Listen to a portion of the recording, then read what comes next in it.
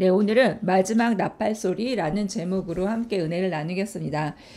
여기 주제 말씀 고린도전서 15장 말씀이 나와 있는데요. 여기에서는 마지막 나팔, 그리고 또 중간에 나팔 소리, 이런 표현들이 있습니다. 그래서 누군가는 또 이렇게 물어볼 수 있겠죠. 마지막 나팔 소리가 뭔가요? 그리고 또 이 마지막 나팔 소리가 요한계시록에 나오는 일곱 나팔 후에 또 불리는 건가요? 이렇게 이제 헷갈려 할 수 있는데요. 그건 아닙니다. 요한계시록에 나온 일곱 나팔하고는 또 다른 그것과는 구별되는 다른 나팔이고요. 이것을 잘 이해하기 위해서는 오늘 주제 말씀이 쓰여진 고린도전서 15장 그 앞에 절을 조금 더 이해해 볼 필요가 있는데요. 여기서 보시면 바울이 지속적으로 그 문맥들 안에서 이원적인 그 내용들을 비교하면서 말하고 있는 것을 알 수 있습니다. 두 번째 단락 보시면 바울은 여러 구절에 걸쳐서 영적인 것과 자연적인 것, 그리고 하늘의 것과 땅에 속한 것에 관해 썼고요. 또 그는 사도 바울은 처음과 나중 이런 용어들을 썼고, 또 첫째와 둘째 이걸 이제 비교하면서 썼죠. 그리고 그러므로 기록된 바 첫사람 아담은 하고 첫사람 그 뒤에 마지막 아담은 살려주는 영이 되셨느니라. 첫사람 아담, 그 다음에 마지막 아담, 그 다음에 또 뒤로 가셔서 첫사람은 땅에서 나서 땅에 속하거니와 둘째 사람은 하늘로부터 나신 주시니라. 여기서는 또 첫사람, 둘째 사람 이렇게 이제 썼습니다.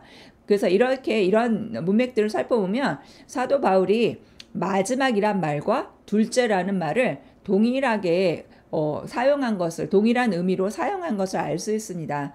그래서 이 마지막이란 말의 둘째, 두 번째의 말로 바꿔서 오늘 주제 말씀을 다시 읽어보면, 그러니까 마지막 나팔의 이 부분을 두 번째 나팔의 순식간에 호련히 다 변화되리니 라고 이해할 수 있습니다. 이것은 우리가 평소에 생각했던 것처럼 하나의 나팔이 아니라 두 개의 나팔이 있는 것을 의미합니다. 저도 지금까지는 이게 두 개의 나팔 이런 개념이 없었는데 여기서 이제 이거를 정확하게 알려주고 있는데요. 또 이거에 대해서 그 확대 번역본이 정확하게 번역을 하면서 입증해주고 있습니다. 마지막 나팔 이 부분이 영어로는 the last trumpet이고요. 그 다음에 뒷부분에 나팔이 소리가 나면 이 부분에 나팔을 a trumpet이라고 했습니다. 만약에 이 뒤에 나오는 그 나팔이 소리가 나면 뒤쪽에 있는 나팔이 그 마지막 처음 나왔던 마지막 나팔 the last trumpet 그것을 가리킨다면 여기는 a trumpet이라고 하지 않고 the를 사용해서 the trumpet 그 트럼펫 그 나팔 이렇게 했을 건데요. 두 개가 다른 나팔이기 때문에 여기 뒤쪽에 있는 나팔은 a trumpet이라고 한 것입니다. 킹제임스나 다른 영어 번역본 대부분이 the trumpet으로 썼습니다. 그러니까 이거에 대해서 정확한 이해가 좀 없었던 거죠. 근데 여기 확대 번역본은 정확하게 번역을 했습니다. 그래서 이렇게 마지막 때 예수님께서 다시 오실 때는 두 개의 나팔이 사용되는 것을 알 수 있는데요. 다섯 번째 단락에 보시면 이게 왜 중요한지 이제 얘기해 주고 있습니다. 특히 구약은 우리에게 중요한 두 나팔을 알려주는데요. 첫 번째 나팔은 주님이 나타나실 때 분 것이었고, 두 번째 나팔은 회중을 위해 불었습니다. 첫 번째 나팔은 하나님의 영광을 나타내기 위해 사용된 것이라면, 두 번째 나팔은 사람들을 불러 모으기 위한 것입니다. 그래서 우리가 예수님이 다시 오셔서 우리가 휴거되어서 공중에서 예수님을 다시 만나는 그 사건 때 먼저 첫 번째 나팔이 울릴 것입니다. 그 첫 번째 나팔이 울리면 주 예수님께서 하늘로부터 강림하시고 그리스도 안에서 죽은 자, 그러니까 먼저 예수님을 믿고 죽은 사람들이 썩지 아니할 몸으로 다시 부활해서 휴거되어서 공중에서 예수님을 먼저 만나게 될 것이고요. 그리고 여섯 번째 단락에 있는 것처럼 두 번째이자 마지막 나팔이 불면 살아있는 우리, 살아있는 성도들인 우리도 썩지 아니할 새로운 몸으로 변화되어서 공중으로 휴거되어서 끌어올려져서 그곳에서 예수님을 다시 만나보게 될 것입니다. 그래서 이 두 가지 나팔이 사용된다는 것, 이렇게 주님의 재림이 우리에게 가까이 와 있음을 우리가 또 한번 다시 인식할 수 있겠습니다. 여러분 아시겠지만 7월 1, 2, 3일 오늘 3일인데요. 3일 연속으로 말씀의 실제에서는 주님의 다시 오심 때 휴거에 대해서 계속 이야기하고 있습니다. 그래서 그동안 저도 막연히 정말 가까이 왔대. 주님의 재림이 휴거 때가 정말 가까이 왔구나.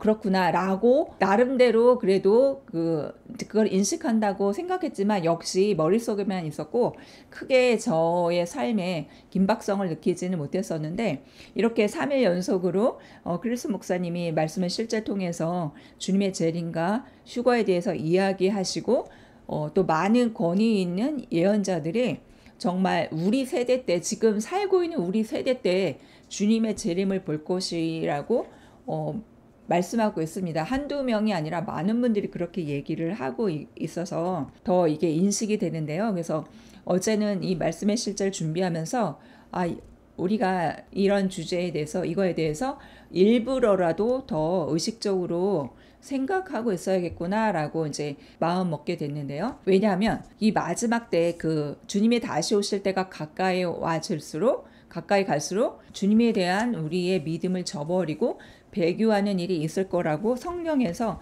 말하고 있기 때문입니다. 바로 어제 날짜 말씀의 실제에서는 그 내용을 얘기하고 있는데요. 데살로니가후서 2장 3절에 있는 것처럼 그날이 이르기 전에 먼저 배교하는 일이 있고 라는 표현이 그런 말씀이 있습니다. 그리고 또 이렇게 믿음을 저버리고 배교하는 일이 왜 생기겠냐? 그것은 이 세상의 염려 때문이라고 했습니다. 이 세상의 염려, 또 재물의 유혹과 향락을 향한 욕망 때문에 세상과 세상에 있는 것들을 사랑하는 것 때문에 그 믿음을 저버리고 배교하는 일들이 있을 거라고, 그리고 그 이후에 예수님께서 오실 거라고 말씀하고 있기 때문입니다. 그렇기 때문에 우리는 의식적으로 일부러라도 주님의 재림에 대해서 더 생각하고 정신을 똑바로 차리고 있어야 할 때입니다. 눈을 똑바로 뜨고 정신을 차리고 있어야 할 때인 것입니다.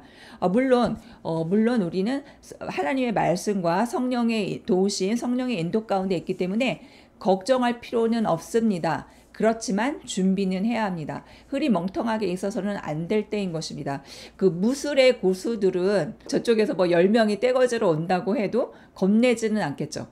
싸움도 잘할 거고, 하지만 무술의 고수들은 겁내지는 않지만 방심하지는 않을 것입니다. 어느 방향에서 훅 들어올 수 있기 때문에 눈은 앞을 보고 있지만 그 모든 감각은 자신의 몸을 기준으로 360도 그 자신의 감각의 안테나를 세우고 적의 그 공격을 인식하고 있을 것입니다. 그것처럼 우리도 걱정할 필요는 없지만 정신을 똑바로 차리고 깨어서 그 우리의 믿음을 공격하는 일들 가운데 우리 스스로를 잘 강건하게 지키고 세워야 할 것입니다. 그리고 이때에는 더욱더 주님과 개인적으로 1대1로 깊은 친밀감을 누리고 주님과 긴밀한 동행을 하는 가운데 있어야 하겠습니다. 그렇기 때문에 어쩌면 이때는 더 우리에게는 더 주님을 깊이 만나고 또 그 성령께서 그 깊은 만남 가운데 주님께서 성령을 통해서 우리에게 또 많은 것들을 자신을 나타내 보이는 놀라운 일들도 있을 것입니다. 그 마지막 때는 또 영혼의 대추수가 있을 것이라고 하는데요.